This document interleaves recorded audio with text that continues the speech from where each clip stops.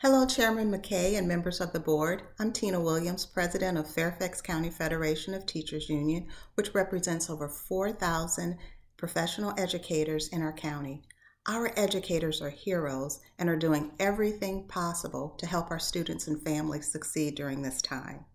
Over the past decade, Virginia has put public education at the bottom of the priority list. Even before this pandemic, FCPS schools lacked the resources and critical personnel necessary to fully meet the needs of our most vulnerable populations. Our county has struggled to provide equitable education for all children, especially those with special needs, physical or intellectual disabilities, students that speak English as a second language, and children from disadvantaged communities. We have significant concerns that the school closures will deepen these inequities that already exist. We recognize a decrease in county tax revenue and that we are in an economy that's very different from what we previously knew. However, we ask this board to prioritize making our employees whole as quickly as possible. We stand united with stakeholders in our community that represent public health, faith, labor, and economic interests, and urge the board to adopt a budget that will invest in our students, employees, and community and makes public education a top priority by prioritizing the following. 1. Adopt a budget that commits to keeping all public school staff employed for the 2021 school year. Our school employees, regardless of job title, must be guaranteed full pay and benefits for the upcoming school year, and we ask our county to commit to no layoffs, furloughs, or reductions in workforce.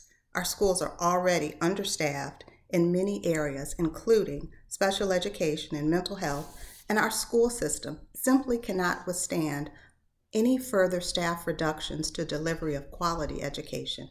2. Increase social, emotional, and mental health support for all students who are experiencing anxiety, stress, and trauma. When they return to school, they will need additional support to cope with an unprecedented new reality. We urge the county to prioritize increasing mental health support for our students and staff to help them rebound from this crisis. This includes funding quality programs like Healthy Minds. FCPS must have funding to hire additional school counselors, psychologists, and social workers to help our children recover. 3. Increase support for our most vulnerable student populations. Students that receive special education and English language services have not been able to receive the direct support and resources they need due to distance learning. Distance learning will deepen disparities in achievement gaps and graduation rates for these students, and additional support will be needed. We urge the county to provide funding for FCPS that will allow them to hire additional school-based staff so students can receive the direct services that they deserve. 4. Eliminate the digital divide for students and employees with a budget that provides computers, Wi-Fi, and interpretation and translation services for students and staff. Our support staff are eager and willing to work remotely to help our students, but many don't have the equipment at home needed for this work. The county must provide these resources. 5. Make our employees whole. We have serious concerns that the proposed FCPS budget would provide raises for elementary principal pay while freezing pay for nearly all other staff. Our educators are already severely underpaid.